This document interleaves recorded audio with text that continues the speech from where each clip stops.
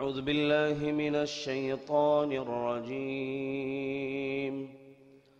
بسم الله الرحمن الرحيم.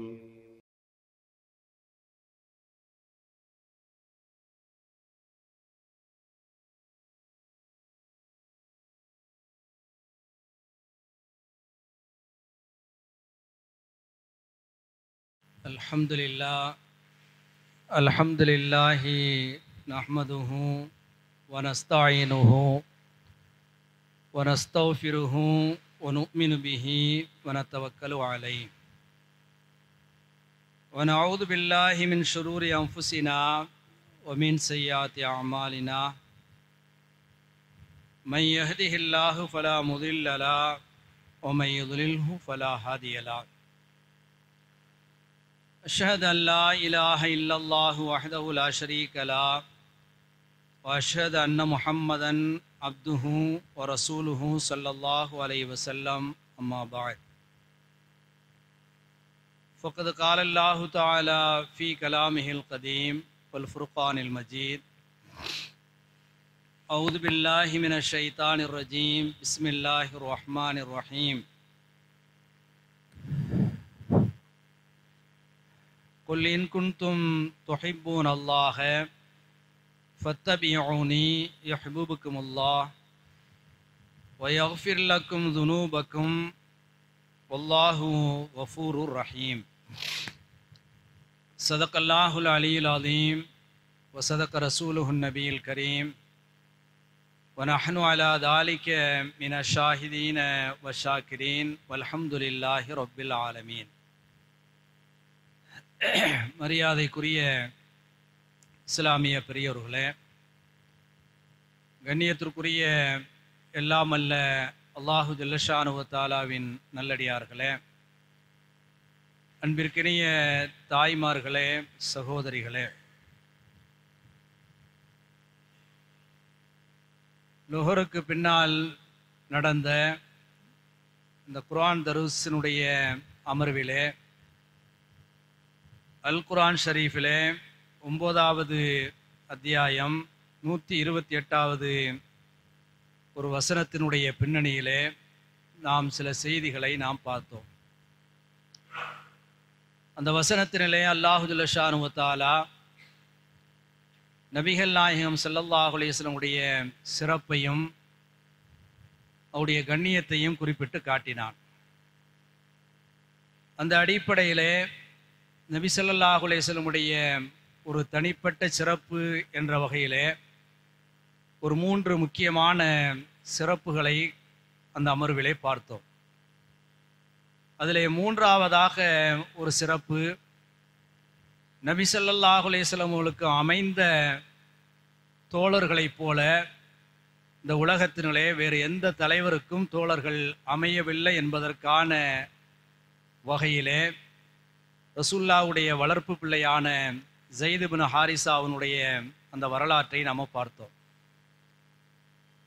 தன்னுடைய தந்தை அழைத்தும் கூட அவரோடு செல்லாமல் ரசூலுல்லாஹ்வோடு அவர் இருப்பதற்கு பிரியப்பட்டார் என்று சொன்னால், அப்படி என்ன ரசூலுல்லாஹ்விடத்தில் இருந்தது என்ற வகையிலே நாம் பார்க்கிற பொழுது, ரசூலுல்லாஹ்வுடைய புறத்தோற்றமும் அழகாக இருந்தது. அந்த அழகாக இருந்தது என்பதற்கான அனஸ் ரலியல்லாஹுடைய அறிவிப்பு, ஜாபிர் ரலியல்லாஹுடைய அறிவிப்பு, இதே போல உமர் ரலியல்லாஹு தஆலாவுடைய அறிவிப்பு, அதையெல்லாம் தாண்டி ஆயிஷா சித்திகா ரலியல்லாஹு அன்ஹாவுடைய அறிவிப்பை நாம் பார்த்தோம். புறத்தோற்றம் மட்டுமல்ல, அகத்தோற்றமும் அழகாக இருக்க வேண்டும். அதைத்தான் அல்லாஹும் விரும்புகிறான். இதே போல நபிகள் நாயகம் ஸல்லல்லாஹு அலைஹி வஸல்லம் அவர்கள் கூட அந்த அகத்தோற்றத்துக்குத்தான் அதிகப்படியான முக்கியத்துவத்தை கொடுத்திருக்கிறார்கள் என்கிற ஒரு செய்தியை நம்ம பார்த்தோம். அந்த அமர்வினுடைய முடிவிலே அந்த அகத்தோற்றத்தை, அதாவது நீங்களும் நானும் அகத்தோற்றத்தில் அழகாக இருக்கிறோம் என்பதனை முடிவு செய்ய வேண்டும் என்று சொன்னால், நம்மோடு அண்மித்து வாழக்கூடிய ஒரு 4 நபர்களுடைய அந்த சர்டிபிகேட்டுகளை, சான்றுகளை நாம் பெற வேண்டும் என்கிற வகையிலே சொல்லி அந்த 4 நபர்கள், நம்முடைய மனைவி, இதே போல நம்முடைய பணியாளர்கள், நமக்கு பக்கத்திலே வசிக்கக்கூடிய அண்டை வீட்டார்கள், இந்த 3 பேரையும் தாண்டி நமக்கு யார் எதிரியாக இருக்கிறார்களோ அவர்களிடத்திலும் நாம் நல்ல பேர் வாங்கினால்தான் நம்முடைய அகத்தோற்றம், அதாவது நம்முடைய கேரக்டர் அழகாக இருக்கிறது என்ற வகையிலே சொல்ல முடியும் என்ற செய்தியை அந்த லுகருடைய அமர்விலே உங்களுக்கு சொல்லப்பட்டது. இந்த பின்னணியிலே நபி ஸல்லல்லாஹு அலைஹி வஸல்லம் அவர்கள் தங்களுடைய வாழ்க்கையிலே இந்த 4 பேரிடத்திலும் ஒரு நற்பெயரை பெற்றிருக்கிறார்களா என்று இந்த தராவிக்கு பின்னால் இருக்கக்கூடிய, இந்த கியாமுல் லைலுக்கு பின்னால் இருக்கக்கூடிய இந்த அமர்விலே நாம் பார்க்க இருக்கிறோம். முதலாவதாக மனைவியிடத்திலே ரசூல் ஸல்லல்லாஹு அலைஹி வஸல்லம் அவர்கள் நல்ல பெயர் எடுத்திருக்கிறார்களா என்கிற செய்தியை நாம் பார்க்கிற பொழுது, ரசூலுல்லாஹி ஸல்லல்லாஹு அலைஹி வஸல்லம் அவர்களே நேரடியாக சொன்ன ஒரு ஹதீஸ் உங்களுக்கு நன்றாக தெரியும். ஹைருக்கும், உங்களிலே யார் சிறந்தவர் என்று சொன்னால், ஹைருக்கும் லி அஹ்லிஹி, தன்னுடைய குடும்பத்திலே இருக்கக்கூடிய மனைவியரிடத்திலே யார் சிறந்த பெயரை பெறுகிறாரோ அவர்தான் உங்களில் சிறந்தவர் அப்படின்னு சொல்லிட்டு ரசூல்லா முடிச்சிடாம, வ அன ஹைருல் லி அஹ்லி, என்னை பொறுத்தளவிலே என்னுடைய குடும்பத்திலே நான் நல்ல பெயரை எடுத்திருக்கிறேன், சிறந்தவன் என்ற பெயரை நான் எடுத்திருக்கிறேன் என்று நபிகள் நாயகம் ஸல்லல்லாஹு அலைஹி வஸல்லம் அவர்களே ஒரு வாக்குமூலத்தை கொடுத்திருக்கிறார்கள். இந்த அடிப்படையில் நாம பார்க்கும் பொழுது ரசூலுல்லாஹி ஸல்லல்லாஹு அலைஹி வஸல்லம் அவர்கள் மனைவியிடத்திலும் நல்ல பேர் வாங்கியிருக்கிறார்கள், அவருடைய அகத்தோற்றம் சிறப்பாக இருந்தது என்ற வகையிலே ஒரு சான்றை பெற்றிருக்கிறார்கள் என்கிற செய்தியை நாம பார்க்கிறோம்.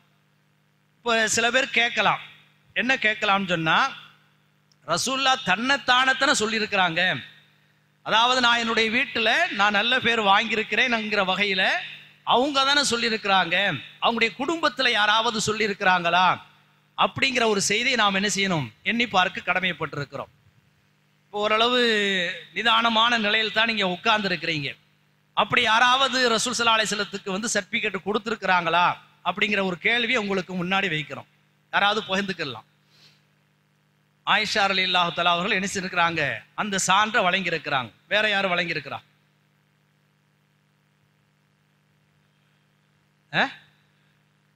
ஹதீஜா நாயகி வழங்கி இருக்கிறாங்க.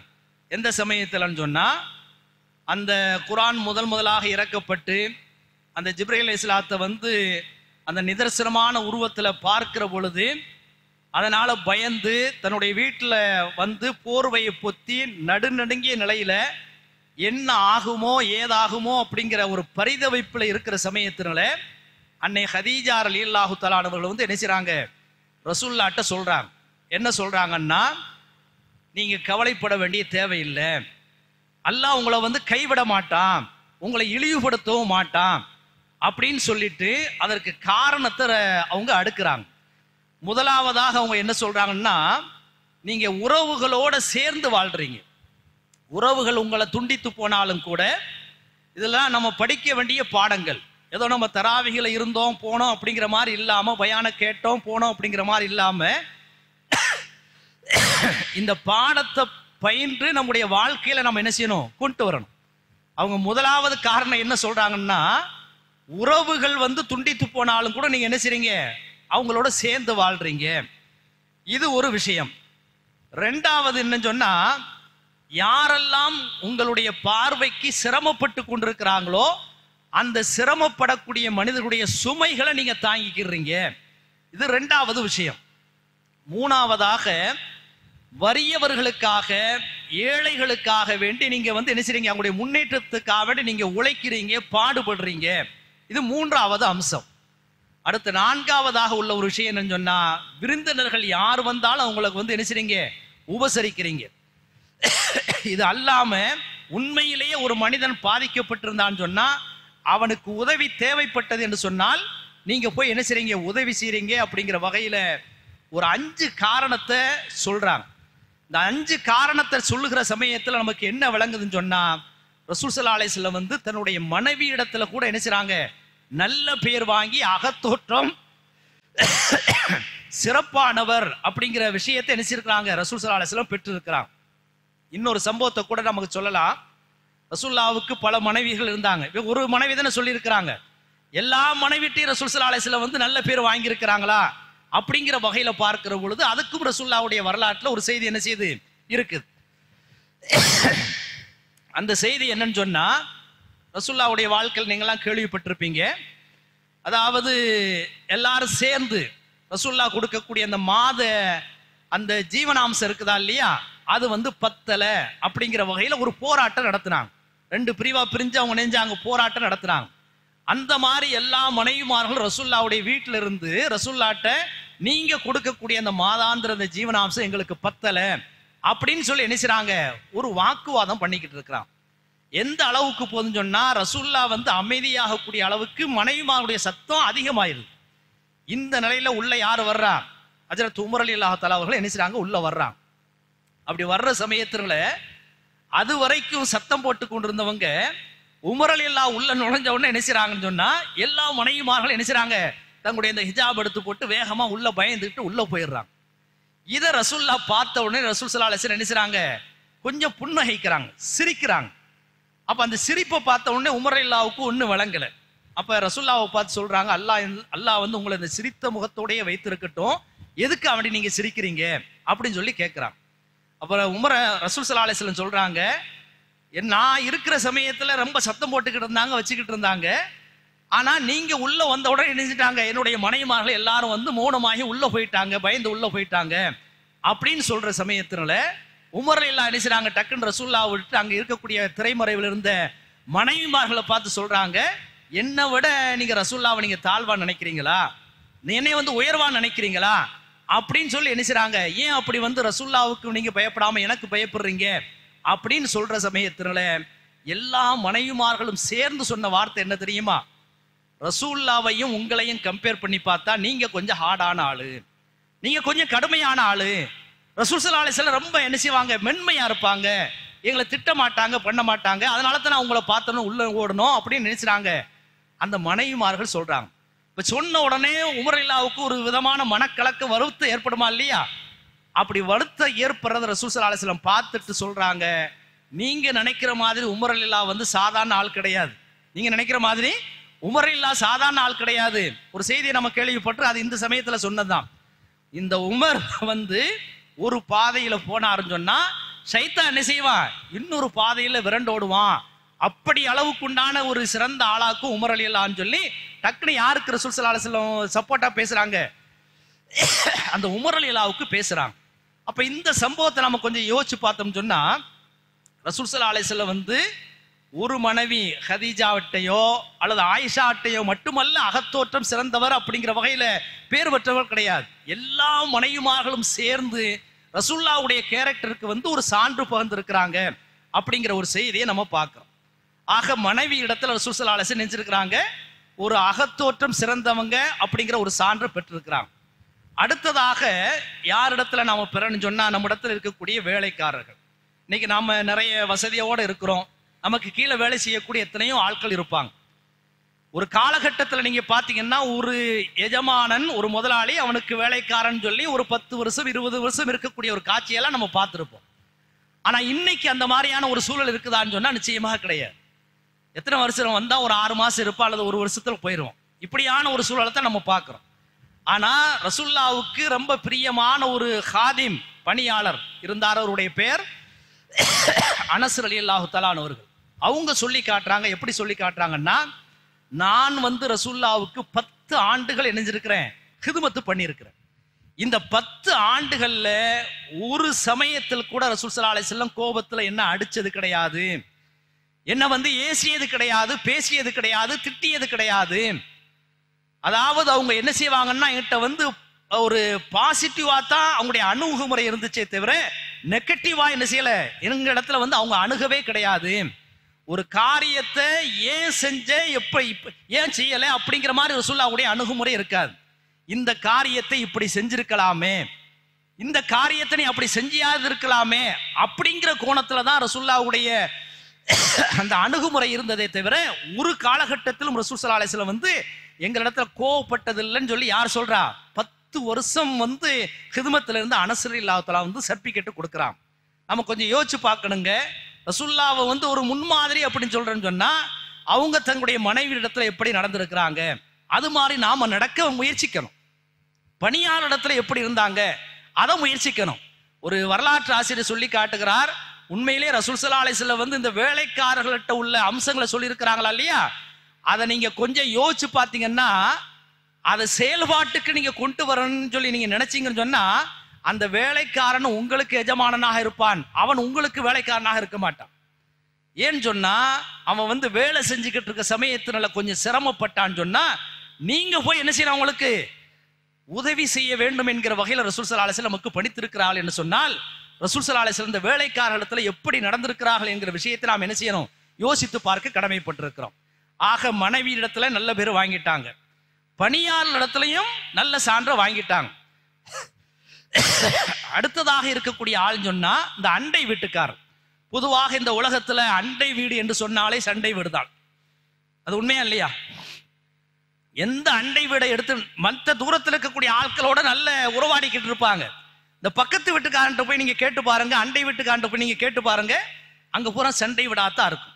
எங்கேயோ ஒரு விசேஷத்துக்கு எங்கேயோ உள்ள ஆளை கூப்பிட்டு வந்து வீட்டுல வந்து விருந்து போறாங்க கொடுப்பான். ஆனா பக்கத்துல இருக்கக்கூடிய அண்டை வீட்டுக்காரனுக்கு என்ன செய்ய மாட்டான், சொல்லாத ஒரு சூழலை தான் நம்ம என்ன செய்யறோம், நம்ம பார்க்கிறோம். ஆனா ரசூல் ஸல்லல்லாஹு அலைஹி வஸல்லம் வந்து தன்னுடைய அண்டை வீட்டுக்காரிடத்திலும் நல்ல பேர் வாங்கியிருக்கிறான். இப்போ உங்கள்கிட்ட ஒரு கேள்வி, என்ன கேள்வி? ரசூலுல்லாஹ்வுடைய அண்டை வீட்டுக்காரர் யார்? மனைவி தெரியும், பணியாளர் நமக்கு தெரியுது, ரசூலுல்லாஹ்வுடைய அண்டை வீட்டுக்காரர் யார் சொன்னீங்கன்னா ஒரு புத்தகம் வந்து இலவசமா கொடுக்கப்படும். அன்பளிப்பா? அபூ லஹப் இல்ல, அபூ ஜஹலும் இல்ல. காலையிலேயே சொன்னீங்களே நான் பதில் சொல்லிடணும்னு நீங்க சொன்னீங்களே பேர் காக்கா,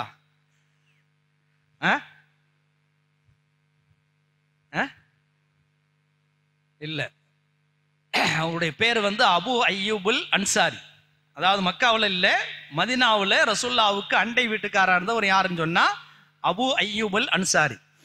ரசூலுல்லாஹ் மக்காவில் வந்து மதினாவுக்கு வர்றாங்களா இல்லையா, அப்படி வர்ற சமயத்தினால யார் வீட்டுல தங்குறது அப்படிங்கிற ஒரு பிரச்சனை வருது. எல்லா சஹாபாக்கள் என்ன செய்றாங்க, ரசூலுல்லாஹ் எங்க வீட்டுல தான் தங்கணும், எங்க வீட்டுல தான் தங்கணும் அப்படிங்கிற வகையில எல்லாரும் ஆசைப்படுறாங்க.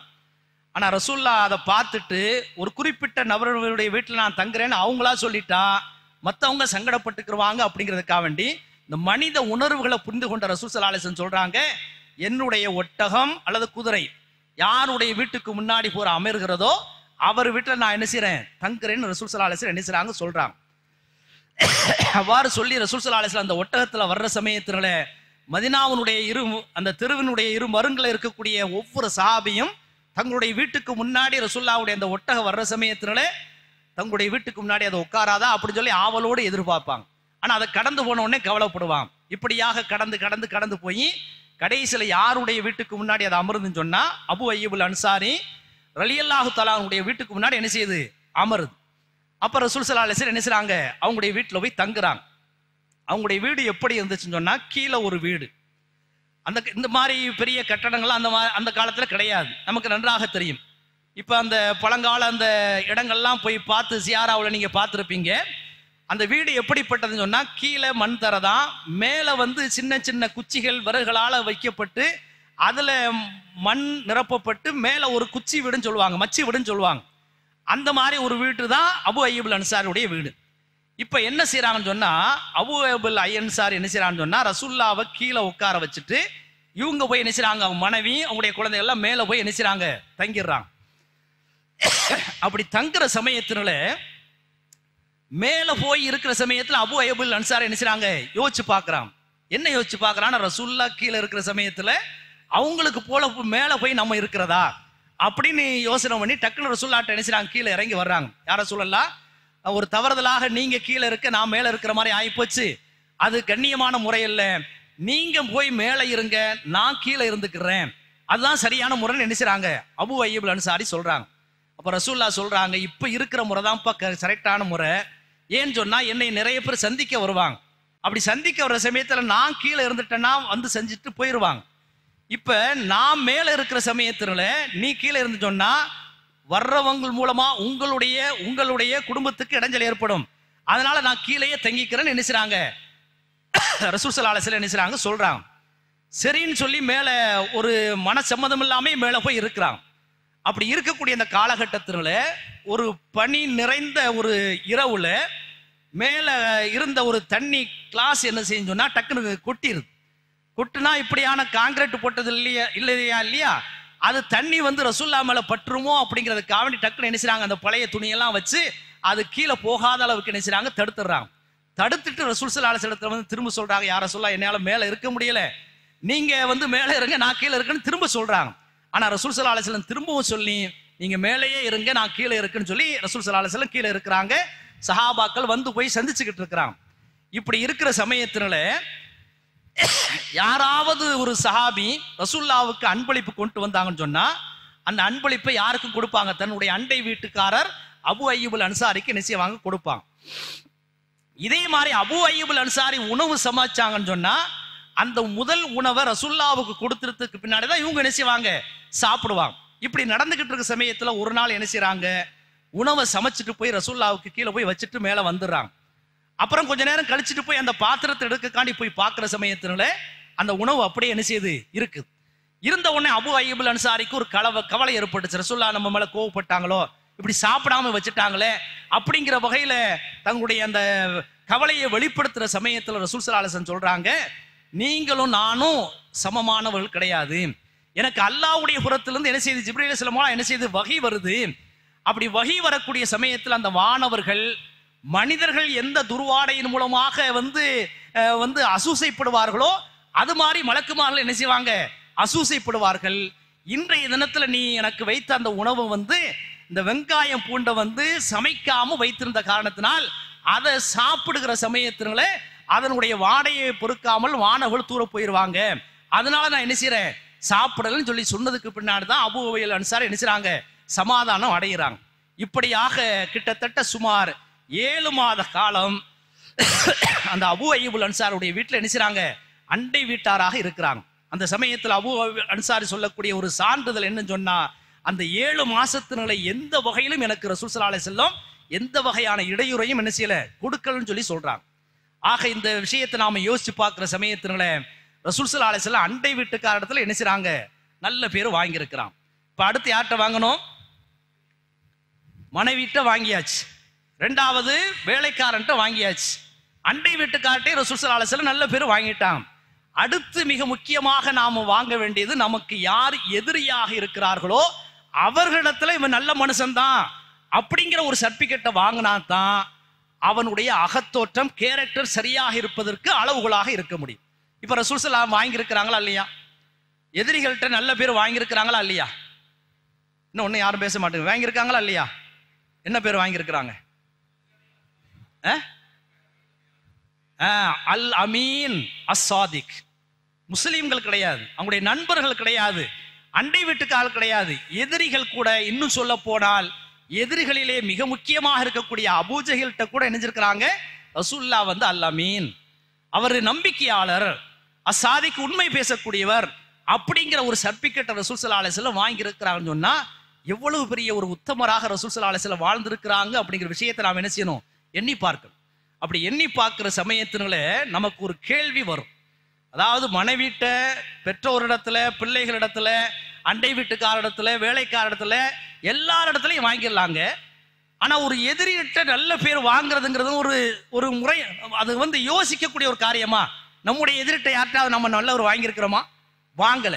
ஆனா ரசூல் ஸல்லல்லாஹு அலைஹி வஸல்லம் வாங்கி இருக்கிறாங்கன்னு சொன்னா அப்படி எதிரிட்ட கூட நல்ல பேர் வாங்கக்கூடிய அளவுக்கு ரசூலுல்லாஹ்ட்ட அப்படி என்ன உயர்ந்த பண்பாடு இருந்துச்சு அப்படின்னு நாம வரலாற்றுல யோசிச்சு பார்க்கிற சமயத்தினால அதுக்கு சில பண்பாடுகளை அறிஞர் பெருமக்கள் நமக்கு சொல்லி காட்டுறாங்க. முதலாவது பண்பாடு என்னன்னு சொன்னா, ரசூல் ஸல்லல்லாஹு அலைஹி வஸல்லம் எந்த காலகட்டத்திலும் தன்னை வேறுபடுத்தி பார்க்கவே கிடையாது. அடுத்த மனுஷட்ட இருந்து தன்னை என்ன செய்யறது கிடையாது, வேறுபடுத்தி பார்க்கவே மாட்டாங்க. இன்னைக்கு சாதாரணமா ஒரு சின்ன அளவுல நமக்கு ஒரு அழகு இருந்துச்சுன்னு சொன்னா அவனை விட நான் அழகு, கொஞ்சம் பணம் கூடுதல் ஆயிடுச்சுன்னு சொன்னா அவனை விட நான் வந்து கூடுதலா பணக்கார வச்சிருக்கிறேன் அப்படிங்கிற வகையில வெளியில நம்ம காட்டாவிட்டாலும் கூட உள்ளுக்குள்ள என்ன செய்யும், அந்த வேறுபாட்டை நம்முடைய உள்ளத்துல உணரலாம். ஆனா எந்த கட்டத்திலும் ரசூல் ஸல்லல்லாஹு அலைஹி வஸல்லம் வந்து இந்த உலகத்துல வாழக்கூடிய அத்தனை பேரும், சமீபத்தில் உள்ள ஒரு ஆனந்தம் கூட இல்லை, இந்த பாரதி கிருஷ்ணகுமார் அப்படிங்கிற ஒரு ஆள் சொல்றாரு, உண்மையிலேயே வந்து அது வந்து ஒரு புதிய வார்த்தை, ஒரு புதிய வசனம், ஒரு புதிய மனிதர் அப்படிங்கிற வகையில தொடரா போட்டுட்டு வர்றோம். அதுல அவர் என்ன சொல்றாருன்னா, ஒரு நல்ல வாசகம் என்னன்னு சொன்னா சமத்துவத்தை சொல்லி காட்டுறார். சமத்துவம்னு சொன்னா எல்லாரும் சமம், அதாவது ஆண்டான் அடிமை கிடையாது, ஜாதி கிடையாது, மதம் கிடையாது அப்படிங்கிற வகையில எல்லாரும் ஒரு ஈக்குவலாக இருக்கக்கூடிய ஒரு தன்மை தான் இந்த உலகத்திலேயே ஒரு சிறந்த வாசகம் அப்படின்னு சொல்லி அந்த பாரதி கிருஷ்ணகுமார் சொல்லி காட்டியிருக்கிறார். அப்ப அந்த வகையில ரசூல் ஸல்லல்லாஹு அலைஹி வஸல்லம் வந்து தன்னை வந்து அடுத்தவங்களுடைய விஷயத்துல வேறுபடுத்தி பார்க்கவே கிடையாது. நான் வந்து ஒரு உயர்நிலையில இருக்கிறேன் அப்படிங்கிற வகையில எந்த வகையிலும் ரசூல் ஸல்லல்லாஹு அலைஹி வஸல்லம் என்ன செய்யல, வெளிப்படுத்தி காட்டியதே கிடையாது. ஒரு சபைக்கு ரசூல் ஸல்லல்லாஹு அலைஹி வஸல்லம் வருவாங்க, வந்தா என்ன செய்வாங்க, அல்லாஹ்வுடைய திருத்தூதர் வர்றான்னு சொல்லி எல்லாரும் என்ன செய்வாங்க, எழுந்து நிற்பாங்க. இது இயற்கையான ஒரு தன்மை. நம்முடைய பெற்றோரை பார்த்தா எழுந்திருக்கிறோம், ஆசிரியை பார்த்தா எழுந்திருக்கிறோமா இல்லையா?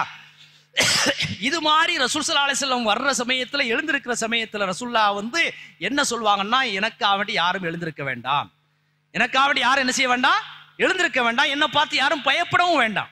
ஏன் அப்படின்னு சொன்னா, ஒரு காய்ந்த ரொட்டியையும் உலர்ந்த பேரிச்சம்பழத்தையும் சாப்பிட்டு வளர்ந்த ஒரு சாதாரண பெண்ணுடைய மகன் தான் நான் அப்படிங்கிற வகையில் ரசூல் ஸல்லல்லாஹு அலைஹி வஸல்லம் சொல்லி இருக்கிறாங்கன்னு சொன்னா, எவ்வளவு பெரிய ஒரு உயர்ந்த பண்பாடு ரசூல்லாட்ட இருந்துச்சு அப்படிங்கிற விஷயத்தை நாம யோசிச்சு பார்க்க கடமைப்பட்டிருக்கிறோம். ஒரு பயணம் போய்கிட்டு இருக்கிறாங்க, இதெல்லாம் நம்ம சின்ன சின்ன விஷயம் சொல்லி கடந்து போயிடுறோம், ஆனா அதுல படிப்பினைகள் இருக்கு. அப்படி பயணம் போற சமயத்துல இடையில சமைக்க வேண்டிய ஒரு கட்டம் வருது. அப்ப எல்லாரும் டென்ட் எடுத்து எணிச்சுறாங்க, ரசூல் ஸல்லல்லாஹு அலைஹி வஸல்லம் எல்லாரும் ஒரு இடத்துல தங்குறாங்க. ஒரு ஆட்டை அறுத்து சமையல் பண்ணணும் அப்படிங்கிற வகையில அவங்க ஆலோசனை பண்ற சமயத்துல ஒரு ஆள் ஆட்டை அறுக்கிறாரு, இன்னொரு ஆள் என்ன செய்றாரு, தோலை உரிக்கிறாரு, இன்னொரு ஆள் என்ன செய்றாரு, அடுப்பை கூட்டுறாரு. இப்படி ஒவ்வொரு ஆளும் ஒவ்வொரு வேலையை செய்யறாங்க. அதை ரசூல் ஸல்லல்லாஹு அலைஹி வஸல்லம் பார்த்துட்டு, அப்ப எனக்கு ஒரு வேலையை கொடுங்க அப்படின்னு சொல்லிட்டு, நான் வந்து விறகு பொறுக்க போறேன் அப்படின்னு நினைச்சாங்க ரசூல் ஸல்லல்லாஹு அலைஹி வஸல்லம் சொல்றாங்க. அப்ப சஹாபாக்கள் சொல்றாங்க, யார சொல்லலாம், நீங்க பேசாம உட்காந்துருங்க, உங்க வேலையை சேர்த்து நாங்க பாத்துக்கிறோம், நாங்க சமைச்சு கொடுக்குறோம், நீங்க பேசாம சூப்பர்வைசர் மாதிரி உட்காந்துருங்க, நாங்க அதை பாத்துக்கிறோம்னு சொல்ற சமயத்துல ரசூல் ஸல்லல்லாஹு அலைஹி வஸல்லம் சொல்றாங்க, உண்மையிலே நான் உட்கார்ந்திருந்தா அந்த வேலையை நீங்க பாப்பீங்கிறது எனக்கு தெரியும், இருந்தாலும் கூட உங்களிலிருந்து என்னை நான் வேறுபடுத்தி பார்க்க விரும்பவில்லை, அப்படி யார் வேறுபடுத்தி பார்க்கிறானோ அவனை அல்லாஹ் விரும்ப மாட்டான் என்று சொல்லிட்டு ரசூல் ஸல்லல்லாஹு அலைஹி வஸல்லம் வந்து விறகு பொறுக்கி அந்த சமையலுக்கு வந்து உதவி செய்தார்கள் அப்படிங்கிற விஷயத்தை ரசூலுல்லாஹ்வுடைய வாழ்க்கையில நம்ம நினைச்சிரோம், நம்ம பார்க்கிறோம். அப்ப எந்த அளவுக்கு ரசூல் ஸல்லல்லாஹு அலைஹி வஸல்லம் ஒரு உயர்ந்த பண்பாடுகளோடாக இருந்திருக்கிறார்கள் என்ற விஷயத்தை நாம் யோசித்து பார்க்க கடமைப்பட்டிருக்கிறோம். இரண்டாவது உயர்ந்த பண்பாடு என்னன்னு சொன்னா, அதாவது எதிரிகள் கூட தன்னை பிரியப்படக்கூடிய அளவுக்கு, தன்னை பாராட்டக்கூடிய அளவுக்கு ரசூலுல்லாஹ் இருந்த இரண்டாவது பண்பாடு என்னன்னு சொன்னா, தனக்கு எதை விரும்புவார்களோ அதையே தன்னுடைய பிற மனிதர்களுக்கும் ரசூல் ஸல்லல்லாஹு அலைஹி வஸல்லம் என்ன செய்வாங்க, விரும்புவாங்க. ஒரு ஹதீஸாவே நம்ம படிச்சிருக்கிறோம். என்ன படிச்சிருக்கிறோம், லா யுமினு அஹதுக்கும் ஹத்தா யுஹிப்பு லி அஹீஹி மா யுஹிப்பு லி நஃப்ஸிஹி, தனக்கு எதை விரும்புகிறானோ அதை பிற சகோதரனுக்கு விரும்புகின்ற வரை அவன் மூமினாக ஆக முடியாது, இறை நம்பிக்கையாளனாக ஆக முடியாது. இதை ரசூலுல்லாஹ் சொல்லிட்டு சும்மா இருக்கலங்க, அவங்க தன்னுடைய வாழ்க்கையில செயல்படுத்தி இருக்கிறாங்க. நீங்க ஹதீஸ், இந்த புகாரி, முஸ்லீம் எல்லாத்தையும் ஒரு தடவை ஃபுல்லா படிங்க. படிச்சு முடிச்சதுக்கு பின்னாடி ரசூலுல்லாஹ் இப்படி எல்லாம் சொல்லி இருக்கிறாங்களே, அப்படி நடந்திருக்கிறாங்களா அப்படிங்கிற வகையில நீங்க பாத்தீங்கன்னா, எதையெல்லாம் ரசூல் ஸல்லல்லாஹு அலைஹி வஸல்லம் சொன்னார்களோ அதன்படி அவங்களுடைய வாழ்க்கை அப்படியே அமைந்திருக்கிறது. அதனால தான் ஆயிஷா ரலியல்லாஹு சொன்னாங்க, ரசூலுல்லாஹ்வுடைய ஹுலுக்கு பண்பு எப்படி இருந்துச்சு, குர்ஆனாக இருந்துச்சு. குர்ஆனுடைய ஒரு மது பதிப்பாகத்தான் ரசூல் ஸல்லல்லாஹு அலைஹி செஞ்சாங்க. அது எழுத்து வடிவம், ரசூலுல்லாஹ்வுடைய வந்து உருவ வடிவம் அப்படிங்கிற வகையில ஆயிஷா ரலியல்லாஹு தஆலா வந்து நினைச்சாங்க, சொல்றாங்க, தனக்கு எதை விரும்புவார்களோ அதை பிறருக்கு விரும்புவாங்க. இதே ஒரு பயணத்துல போய்கிற சமயத்துல அதிகாலை நேரத்தினால சுபு தொழுகைக்காக நினைச்சாங்க, அந்த பல் விளக்குறதுக்கான நினைச்சாங்க, ஒரு மரத்தை பாக்குறாங்க, அராக் என்று சொல்லப்படக்கூடிய ஒரு மரம், அதுல இருந்து அந்த மிசுவா குச்சி என்ன செய்து இருக்கிறது. அதை எந்திரிச்சாங்க ரசூல் ஸல்லல்லாஹு அலைஹி வஸல்லம். அவங்க கூட ஒரு தோழர் வர்றார், அந்த தோழருடைய பேர் கூட அந்த ஹதீஸ்ல பதிவு செய்யப்படல, ஒரு தோழர் என்பதாகத்தான் சொல்லப்படுகிறது. அப்ப ரசூல் ஸல்லல்லாஹு அலைஹி வஸல்லம் என்ன செய்றாங்க, 2 மிசுவா குச்சியை ஒடிக்கிறாங்க. அதுல ஒரு குச்சி நல்ல நேராக அழகாக இருக்கிறது, இன்னொரு குச்சி கோணலாக இருக்கிறது. இப்ப நாம எந்த குச்சியை வச்சுக்கிறோம், எது நேரா இருக்குதோ அதைத்தான் நம்ம என்ன செய்யும், வச்சுக்கிட்டு கோணலா இருக்கிறத கொடுப்போம். ஆனா ரசூல் ஸல்லல்லாஹு அலைஹி வஸல்லம் வந்து அந்த கோணலா இருக்கக்கூடிய குச்சியை தான் வைத்துக் கொண்டு எது நேராக அழகாக இருக்கிறோ அதை தன்னுடைய அந்த தோழர்கிட்ட கொடுக்கிறாங்க. யார சொல்ல இதை நீங்க வச்சிருக்கலாம்னு சொல்லி அந்த சஹாபி கேட்கிற சமயத்தினால, ஒரு மனிதன் ஒரு ஆளோடு அவனுடைய அந்த சஹாபியுடைய பேர் கூட குறிப்பிடப்படலை. கொஞ்ச நேரம் இருந்தாலும் கூட நட்புங்கிற வகையில ஒரு உரிமை வந்து விடுகிறது. அந்த உரிமையை பேணணும், இல்லாட்டா நாளைக்கு மறுமையில நான் பதில் சொல்லணும் அப்படிங்கிற வகையில ரசூல் ஸல்லல்லாஹு அலைஹி வஸல்லம் சொல்லிட்டு நீயே அந்த குச்சியை வச்சுக்கப்பான்னு சொல்றாங்க. அப்ப தனக்கு எதை விரும்புவார்களோ அதை பிறருக்கு விரும்பிய காரணத்தால் தான் எதிரிகள் கூட ரசூலுல்லாஹ்வுக்கு நினைச்சிருக்கிறாங்க நல்ல மனிதர் அப்படிங்கிற வகையில நினைச்சாங்க, சான்று கொடுத்திருக்கிறாங்க. இது எல்லாத்தையும் தாண்டி மூன்றாவது விஷயம் என்னன்னு சொன்னா, ரசூலுல்லாஹ்வுடைய வாழ்க்கையில நீங்க கொஞ்சம் யோசிச்சு பார்த்தீங்கன்னா, பொதுவாக பெரிய பெரிய தலைவர்கள்லாம் நீங்க பார்த்தீங்கன்னா அவங்களுடைய அந்த கவனத்துல வந்து பெரிய ஆட்கள் தான் கவனத்துல வருவாங்க. ஏதாவது ஒரு அரசியல் தலைவர் இருக்கிறாரு, ஒரு பெரிய சாமியார் இருக்கிறாருன்னு சொன்னா அவங்கள்ட்ட வந்து இந்த அற்பமான நிலையில் இருக்கக்கூடிய ஆட்கள்லாம் கவனத்துக்கு வரமாட்டாங்க. யாரு கவனத்துக்கு வருவாங்க?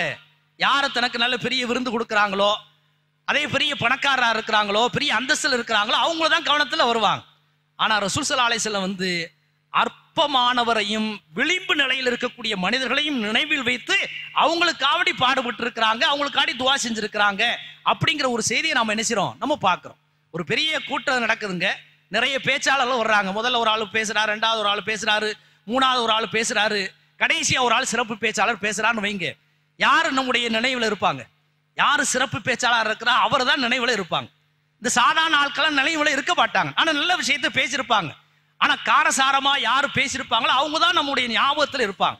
ஆனா ரசூலுல்லாஹ்வுடைய வாழ்க்கையை பொறுத்தளவுல வந்து உயர்தரமான மனிதர்கள் மட்டுமல்ல, அதாவது சமூகத்துல எந்த விதமான மதிப்பும் இல்லாமல் இருக்கக்கூடிய அற்பமானவர்கள், விளிம்பு நிலையில் இருக்கக்கூடிய ஆட்கள் கூட ரசூல் ஸல்லல்லாஹு அலைஹி வஸல்லத்துக்கு வந்து மிக முக்கியமான ஆட்கள் தான். அதுக்கு ரசூலுல்லாஹ்வுடைய வரலாற்றுல ஒரு சான்று இருக்கிறது. இந்த சான்று இதுக்கு முன்னாடி நான் சொல்லியிருக்கேனா இல்லையா தெரியல. அதுக்கு முன்னாடி ஒரு சின்ன நடைமுறை உதாரணத்தை உங்களுக்கு நான் சொல்லிக்கொள்ள ஆசைப்படுகிறேன். ஒரு நர்சிங் கல்லூரி நடந்தது. இது ஒரு பத்திரிகையில படித்த ஒரு செய்தி. ஒரு நர்சிங் கல்லூரி கடைசி ஆண்டு அவங்கள டெஸ்ட் பண்றதுக்காண்டி ஒரு அதிகாரி என்ன செய்றாரு, வர்றாரு. வந்து சில கேள்விகளை கேட்கிறார். இப்ப நீங்க முடிச்சுட்டு போக போறீங்க. நர்சிங் தொழிலுங்கிறது வந்து ஒரு மனிதாபிமானம் மிக்க ஒரு தொழிலாக இருக்கிறது, படிப்பாக இருக்கிறது. நீங்க இதை முடிச்சுட்டு போறீங்க, நிறைய டெஸ்ட்டுகள்லாம் பார்த்துருப்பீங்க. இப்ப கடைசியாக நீங்க வெளியே போகக்கூடிய சமயத்துல சில கேள்விகளை நான் உங்களிடத்துல வைக்க போறேன். இந்த கேள்விகளுக்கு நீங்க சொல்லக்கூடிய பதில்களை வச்சுதான் நீங்க இதுல வந்து வென்று இருக்கிறீர்களா அல்லது தோத்து போயிருக்கிறீர்களா அப்படிங்கிறத நான் சொல்ல முடியும் சொல்லிட்டு முதல் கேள்வி கேட்கிறார். உலகத்திலேயே பெரிய வல்லரசு நாடு எது அப்படின்னு ஒரு கேள்வி வைக்கிறார். டக்குன்னு ஒரு மாணவன் எந்திரிச்சு நினைச்சான், பதில் சொல்லிடுறான். உலகத்திலேயே மிகச்சிறந்த விளையாட்டு வீரன் யார் அப்படிங்கிற ஒரு கேள்வியை இரண்டாவதாக வைக்கிறான். அங்க இருக்கக்கூடிய ஆளுநர் எல்லாம் தெரியத்தன செய்யும். உடனே ஒரு மாணவனும் எந்திரிச்சு நினைச்சாங்க, பதில் சொல்லிடுறாங்க. உலகத்திலேயே மிகச்சிறந்த சினிமா நடிகன் யார்? சொல்லவே வேண்டிய தேவையில்லை. ஒரு மாணவி எந்திரிச்சு நினைச்சான், சொல்லிடுறான். இப்படியாக மிக முக்கியமான ஆட்களை பத்தி எல்லாம் கேள்வி கேட்க கேட்க எல்லாரும் பதில் சொல்லிடுறாங்க. ஒரு பெருமிதத்தோட இருக்கிறாங்க. அப்ப சொல்றாரு, எல்லா கேள்விக்கும் நீங்க பதில் சொல்லிட்டீங்க, கடைசியாக ஒரு கேள்வி இருக்குது. இந்த கேள்விக்கு நீங்க சொல்லக்கூடிய பதிலை வச்சுதான் நீங்க இந்த நர்சிங் படிப்புல வென்று இருக்கிறீர்களா அல்லது தோத்து இருக்கிறீர்களா அப்படிங்கிற வகையில நான் சொல்ல முடியும் சொல்லிட்டு அவர் கேள்வியை சொல்றாரு. நீங்கள் தங்கி இருக்கக்கூடிய அந்த ஹாஸ்டல்ல அன்றாடம் வந்து சுத்தம் பண்ணக்கூடிய ஒரு பெண் இருக்கிறான். அந்த பெண்ணுடைய பேர் என்னன்னு சொல்லி கேட்கிறான். எல்லாரும் நினைச்சாங்க, பெண்ணு வர்றது போறதெல்லாம் தெரியும், ஆனா அந்த பெண்ணுடைய பேர் என்ன அப்படிங்கிற வகையில கேட்கறது கூட அவங்களுக்கு வந்து நேரம் இல்லை. எல்லாரும் முழிக்கிறாங்க, யாரும் சொல்லல. அப்ப அந்த அதிகாரி சொல்றாரு, நீங்க அத்தனை பேரும் தோத்து போயிட்டீங்க.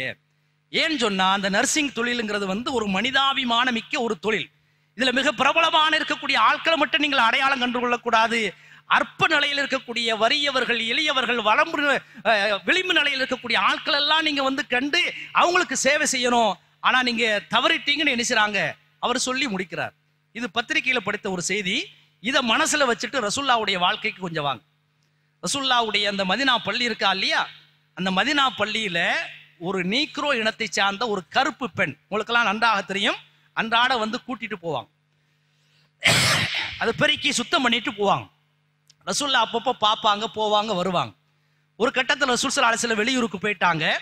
அப்படி போயிருக்கிற சமயத்துல இந்த பெண்ணுக்கு ஒரு நோய் ஏற்பட்டு அந்த நோயிலேயே மூத்தா போயிடுறாங்க. இப்ப சஹாபாக்கள் என்ன செய்றாங்க, எடுத்து அடக்கம் பண்ணிடுறாங்க. அடக்கம் பண்ணி முடிஞ்சதுக்கு முன்னாடி ரசூல் ஸல்லல்லாஹு அலைஹி வஸல்லம் என்ன செய்றாங்க, அங்க வர்றாங்க. அப்படி வர்ற சமயத்தினால முதல் நாள் தெரியல, ரெண்டாவது நாள் தெரியல.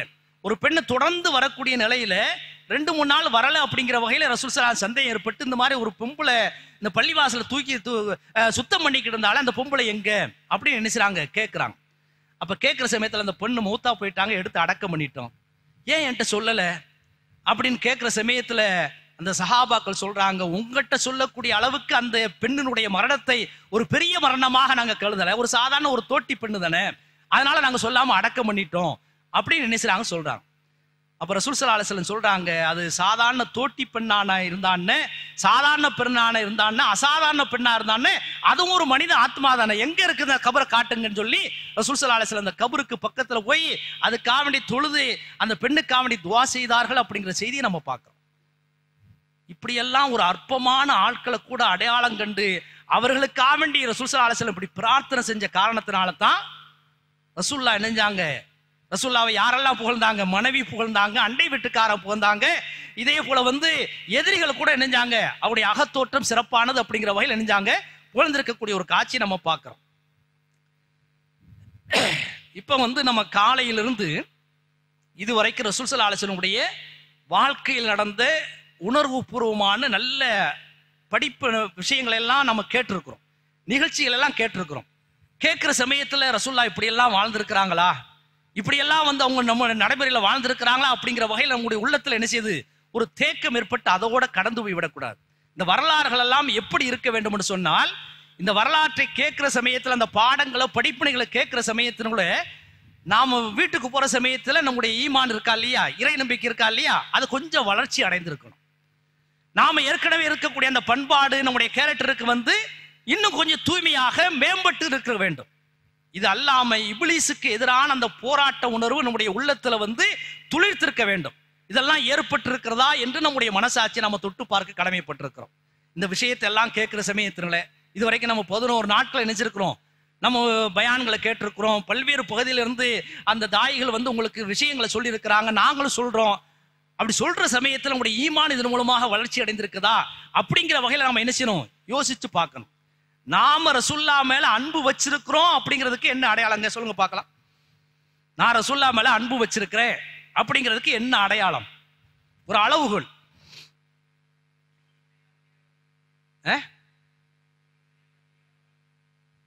அது பின்பற்றணும் அப்படிங்கிற விஷயம். அறிஞர் இப்னுல் கையிம் ஜௌசி அவங்க சொல்றாங்க, இந்த உலகத்துல வாழக்கூடிய ஒரு மூமின் ரசூலுல்லாஹ் மேல அல்லது நீங்களோ நானோ யாராக இருந்தாலும் சரி ரசூலுல்லாஹ் மேல ஒருத்தர் அன்பு வச்சிருக்கிறாங்க அப்படிங்கிறதுக்கு கிட்டத்தட்ட ஒரு 5 அடையாளங்கள் இருக்கிறது.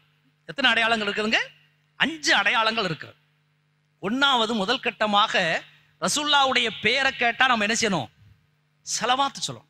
ஸலவாத்னா என்ன அர்த்தம், அவங்களுக்காண்டி துஆ பண்றது. இப்படியெல்லாம் நமக்கு அவனை தியாகம் பண்ணியிருக்கிறாங்க, உழைச்சிருக்கிறாங்க, உயிரை கொடுத்திருக்கிறாங்க, நேரத்தை கொடுத்திருக்கிறாங்க அப்படிங்கிற வகையில அவங்களுக்காக நாம செய்யக்கூடிய பிரார்த்தனை தான் என்னது, ஸலவாத். நீங்க நான் சொல்லக்கூடிய அத்தனை விஷயங்களும் பாருங்க, எல்லாமே தாவுல தான் முடியும். அறிஞர் இப்னுல் கௌசி அந்த கையும் எதை யோசித்தாலும் கூட அதுல ஒரு அற்புதமான வகையில சொல்லி காட்டுவாங்க. ஸலவாத் முதல் கட்டமாக ரசூலுல்லாஹ் மேல என்ன செய்யணும், ஸலவாத் சொல்லணும். நிறைய நீங்க பாத்தீங்கன்னா அந்த சுன்னத்துல் வல் ஜமாஅத்துல அதிகமா ஸலவாத் சொல்லுவாங்க. ஆனா நம்ம தௌஹீத் சகோதரர்கள் என்ன செய்ய மாட்டாங்க, ஸலவாத்துல கொஞ்சம் வீக்கா இருப்பாங்க. உண்மையா இல்லையா, உண்மையா இல்லையா, யதார்த்தமான உண்மை. அந்த விஷயத்துல கொஞ்சம் கூடுதலா நம்ம கவனமா இருக்கும். ரசூலுல்லாஹ் மேல உண்மையிலே நம்ம பாசம் வச்சிருந்தா என்ன செய்யணும், ஸலவாத் சொல்லணும். 2வது விஷயம் ரசூலுல்லாஹ் அடங்கப்பட்டிருக்கக்கூடிய இந்த இடத்தை வசதி வாய்ப்பு உள்ளவர்கள் ஜியாரத்து பண்ண வேண்டும். ஜியாரத்து சுன்னத்து தான். அந்த நம்ம ஹஜ்ஜுக்கு போற சமயத்துல ஜியாரத்து ஒரு பெரிய கடமை கிடையாது, இருந்தாலும் கூட சுன்னத். நமக்காக வேண்டி உயிரை கொடுத்த அந்த ரசூலுல்லாஹ்வுடைய அந்த மன்னரையே நாம போய் தரிசிக்கிறது மிக முக்கியமான ஒரு அம்சம். இந்த ஜியாரத்து மிக முக்கியமான ஒரு அம்சம். முதல்ல சொன்னது என்னதுங்க, ஸலவாத். கடைசியில் என்ன முடிஞ்சு, தாயில முடிஞ்சு. 2வது ஜியாரத், அது எதுல தான் முடியுது, தாவுல தான் என்ன செய்யுது, முடியுது. 3வது குறைஞ்சபட்சம் ரசூல் ஸல்லல்லாஹு அலைஹி வஸல்லம் வரலாறு முழுசா இல்லாவிட்டாலும் கூட ஓரளவாவது நம்ம என்ன செய்யணும், இந்த ரமலானுடைய மாதத்தினுடைய கண்ட டிவியினுடைய சீரியல்களை கண்ட புஸ்தகங்களை இதெல்லாம் பேப்பர் எல்லாம் பார்க்கறதுக்கு பதிலா ரசூலுல்லாஹ்வுடைய இந்த வரலாறை படிக்கணும். வரலாறுக்கு அரபில் என்னது, சீரான்னு சொல்லுவோம். ஆனா சொல்றதா இருந்தா சீரத்.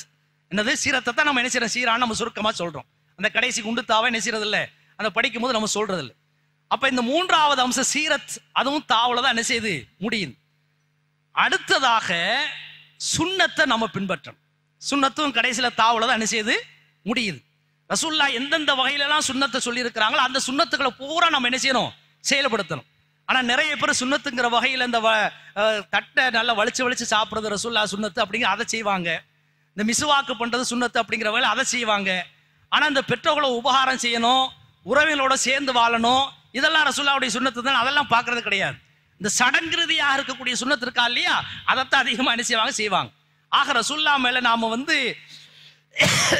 அன்பு வைத்திருப்பதற்கு அடுத்ததாவது சுன்னத்தை ரசூல்லாவுடைய சுன்னத்தை என்ன செய்யணும், பேணணும்.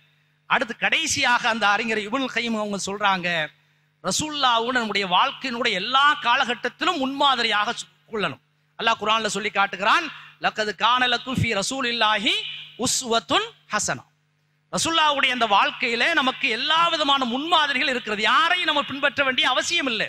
நடிகனை பின்பற்ற வேண்டிய அவசியம் இல்லை, அரசியல்வாதியை பின்பற்ற வேண்டிய அவசியம் இல்லை, பெரிய பெரிய ஞானிகளை பின்பற்ற வேண்டிய அவசியம் இல்லை. எல்லா ஞானிகளுக்கும் அரசியல்வாதிகளுக்கும் தலைவர்களுக்கும் பாடம் நடத்தியவர்கள் நம்முடைய ரசூல் ஸல்லல்லாஹு அலைஹி வஸல்லம். அந்த ரசூலுல்லாஹ்வுடைய வாழ்க்கையை நம்முடைய முன்மாதிரியா கொள்ளணும். அந்த முன்மாதிரியா கொள்வதற்கு அல்லாஹ் பயன்படுத்தக்கூடிய வார்த்தை உஸ்வத். உஸ்வத்னா என்னது, முன்மாதிரியாக கொள்வது. அது தாவல தான் முடியுது.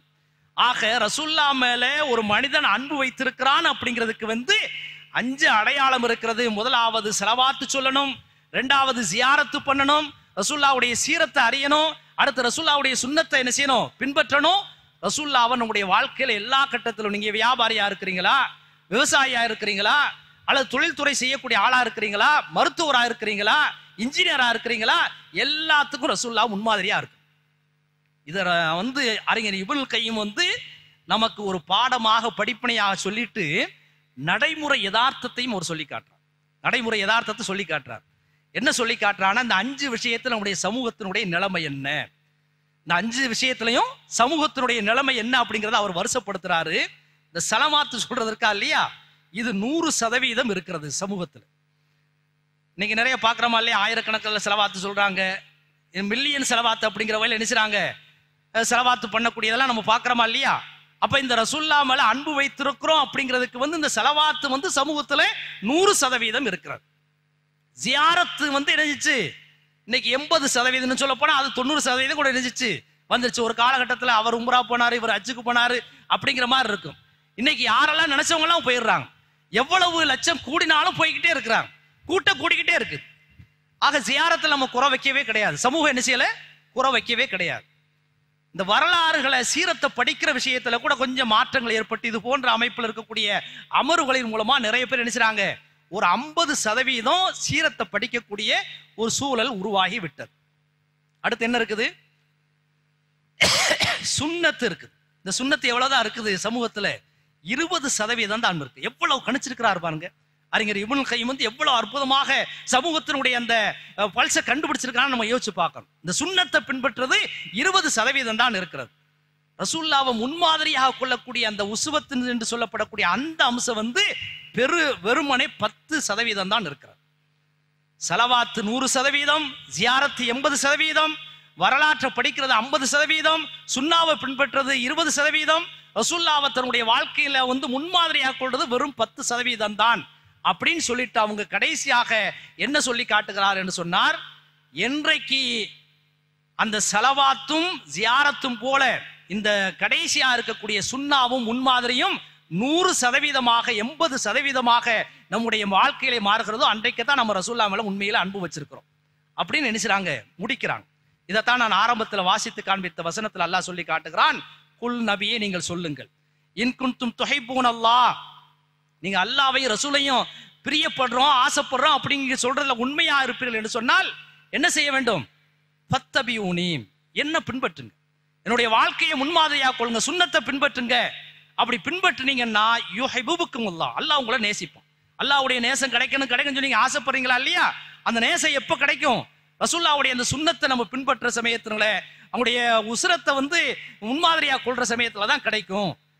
மட்டுமல்ல வயக்ஃபிர் லக்கும் துனூபக்கும், அல்லாஹ் அந்த மாதிரி நீங்க பின்பற்ற சமயத்துல என்ன செய்வான்னு சொன்னா உங்களை பிரியப்படுறான் அப்படிங்கிறது மாத்திரம் கிடையாது, இடையிடையே மனிதன்கிற வகையில் நீங்க சின்ன சின்ன தவறுகளை பண்ணாலும் கூட அதை அல்லாஹ் மன்னிச்சிடும். வல்லாஹு கஃபூருர் ரஹீம், அல்லாஹ் மன்னிக்க கூடியவனா இருக்கிறான், இரக்கம் காட்டக்கூடியவனாக இருக்கிறான் என்று அற்புதமான முறையில சூரா ஆல இம்ரான்ல 31வது வசனமாக அல்லாஹ் என்ன செய்றான் நமக்கு சொல்லி காட்டுகிறான். அந்த அடிப்படையில இன்றைக்கு சொல்லப்பட்ட அந்த லுகர்ல இந்த கியாமுல் லைலுக்கு பின்னாடி இருக்கக்கூடிய இந்த பயானு மூலமாக கேட்ட அந்த விஷயத்தின் மூலமாக நாம கொஞ்சம் யோசித்து பார்த்து ரசூலுல்லாஹ்வுடைய தனி சிறப்புகளை உணரணும். அவருடைய புறத்தோற்றம் அகத்தோற்றம் அழகா இருந்த அந்த அம்சத்தையும் நாம வழங்கணும். அது எதன் அடிப்படையில உருவாச்சு, எந்த அடிப்படையில் அந்த எதிரிகள் கூட அவங்கள அகத்தோற்றம் சிறப்பானங்கிற வகையில முடிவு பண்ணாங்க அப்படிங்கெல்லாம் தெரிஞ்சுக்கிட்டு கடைசியாக சொன்ன அந்த அம்சம் இருக்குதா இல்லையா, ரசூலுல்லாஹ்ட்ட இருக்கக்கூடிய அந்த 3 அம்சம் சொன்ன மாதிரி என்னென்ன விஷயம்லாம் சொல்லி காட்டணும். தன்னை பிறரிடமிருந்து வேறுபடுத்தி பார்க்க கூடாது, அந்த ஒரு அம்சம் நம்முடைய வாழ்க்கையில வரணும். 2வது, நமக்கு நாம எதை விரும்புறோமோ அதை பிறருக்கு விரும்பணும். குறிப்பாக இந்த சொத்து பத்து பிரிக்கிற சமயத்தினால எனக்கு இந்த பொருள் தான், இந்த சொத்து தான் வேண்டும் என்று நாம விரும்புறோமா இல்லையா, அந்த சொத்தை நம்முடைய அண்ணன் தம்பிக்கு அக்கா தங்கச்சிக்கு விரும்பக்கூடியவர்களாக நம்ம என்ன செய்யணும், மாற வேண்டும்.